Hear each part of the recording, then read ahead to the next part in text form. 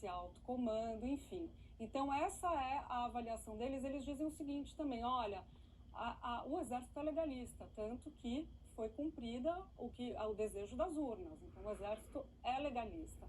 Eu conversei também com o ministro José Múcio, o ministro da Defesa, e ele segue uma linha muito parecida a essa dos militares. Está alinhado, é claro. Ele falou, olha, isso é coisa do passado, porque aconteceu no governo anterior, isso é atos de pessoas físicas, foram atos de pessoas físicas, não da instituição, mesmo Forças Armadas, de e são atitudes isoladas. E já pessoas que já não estão, né, Júlia? Que ele bate nessa tecla, né? São pessoas que já não estão mais na força, estão na reserva. Bem lembrado, é exatamente esse ponto. Por isso que ele diz que são coisas do passado. E ele conversou, Múcio, hoje, para tirar um pouco o pulso, entender a temperatura com os atuais comandantes, que são esses aqui que a gente está vendo. Então, tem aqui o comandante Paiva, Miguel Paiva, que é o do Exército, depois o Olsen, da Marinha, esse do meio, e o Damasceno, da Aeronáutica. Falou por telefone com o Tomás e ia visitar agora à noite, estava prevista uma visita para esses dois, para entender um pouco como eles estavam interpretando tudo. Agora, a crítica maior é para o ex-comandante da Marinha, não é esse, é o ex, que é o Garnier, que aparece na delação dizendo que topava, eventualmente, uma ruptura democrática. Então, os discursos são muito críticos a ele, dizendo que há algum tempo já ele se fala nas redes sociais sobre questões políticas, que ele questionava o resultado das urnas, na verdade, ele questionava todo o procedimento, aquelas fake news sobre as urnas, a segurança do voto. Voto eletrônico. Voto eletrônico, exato. E ele, Bruno, você deve se recordar que teve um desfile em 2021 na frente do Palácio do Planalto. Vocês devem lembrar também com os tanques, saindo fumaça dos tanques. Olha ele aí de óculos escuros nesse desfile, que era quando o Congresso analisava o voto impresso do outro lado da Praça dos Três Poderes, e ele que articulou essa passagem com esses blindados.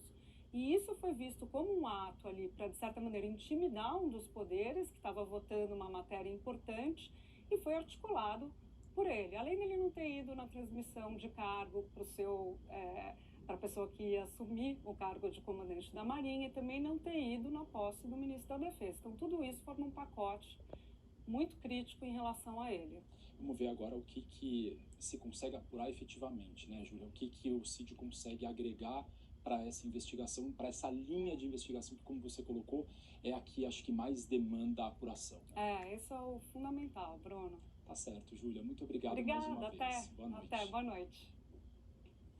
A gente segue em Brasília para falar do julgamento histórico desta quinta-feira no Supremo Tribunal Federal. Por ampla maioria, os ministros derrubaram a tese da existência de um marco temporal para a demarcação de terras indígenas. O Márcio Falcão acompanhou o julgamento e traz os detalhes para a gente. Boa noite, Márcio. Boa noite, Bruno. Boa noite a todos. Por 9 votos a 2, os ministros foram contrários à tese que estabelece que indígenas só poderiam reivindicar a posse de terras que ocupavam ou já disputavam no dia 5 de outubro de 1988, data da promulgação da Constituição. Mas os ministros ainda precisam definir os efeitos desse entendimento. Na semana que vem, o Supremo vai ter que chegar a um consenso sobre como vai ser a indenização de quem ocupou de boa fé terras indígenas e realizou, por exemplo, obras de melhorias. Essa foi a 11ª sessão no Supremo sobre a tese, isso desde 2021. A sessão foi retomada com o ministro Luiz Fux. Foi o 6º voto, que formou a maioria da corte contra o marco temporal. Fux acompanhou o entendimento do relator, o ministro Edson Fachin, que já havia sido seguido por Alexandre de Moraes, Cristiano Zanin, Luiz Roberto Barroso e Dias Toffoli. No plenário, foi possível ouvir a comemoração dos indígenas que acompanhavam tudo pelo telão do lado de fora do Supremo.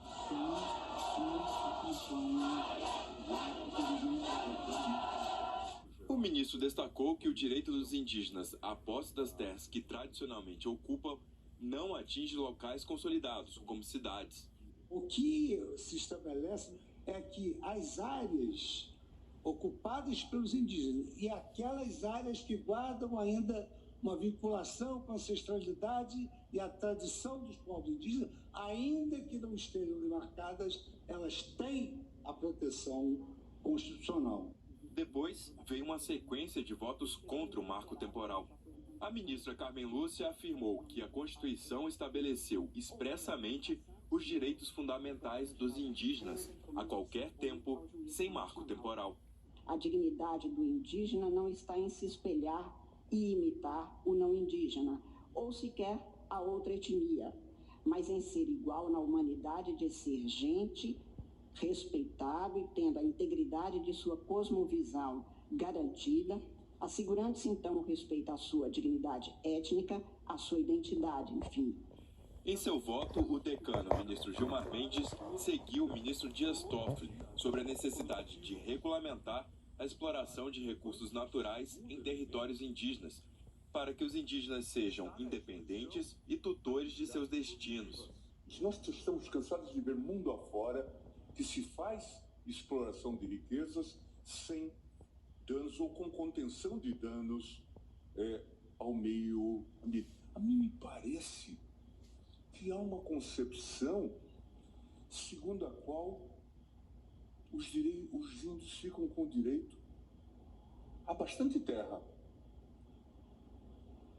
E o direito também de viverem empobrecidos nesse país rico. A presidente da Corte, Rosa Weber, deu o último voto contrário. A conclusão é de que as terras tradicionalmente ocupadas por indígenas, segundo a Constituição, guardam pertinência com as formas tradicionais de ocupação e não com posse memorial. E com relação a isso, não vejo qualquer discrepância. Ao longo do julgamento, em sessões anteriores, os ministros Nunes Marques e André Mendonça foram os únicos a votar a favor do marco temporal. A Confederação Nacional de Agricultura e Pecuária disse que o resultado do julgamento traz insegurança e que espera que o Congresso Nacional legisle sobre o assunto para restabelecer a segurança jurídica. A ministra dos Povos Indígenas, Sônia Guajajara, que participava de um encontro na ONU, comemorou o resultado do julgamento. Foram tantos anos de muitas lutas, o resultado que define o futuro da demarcação de terras indígenas no Brasil. Então vamos sim comemorar o resultado dessa grande força dos povos indígenas do Brasil. A tese do marco temporal vai ser fechada na última sessão da ministra Rosa Weber na presidência do STF. Ela se aposenta no dia 2 de outubro ao completar 75 anos. A decisão final do Supremo terá que ser seguida por toda a justiça. Ao menos 226 processos aguardam o resultado do julgamento. Bruno. Obrigado, Márcio. Boa noite para você. Augusto Aras participou hoje da última sessão no STF como Procurador-Geral da República.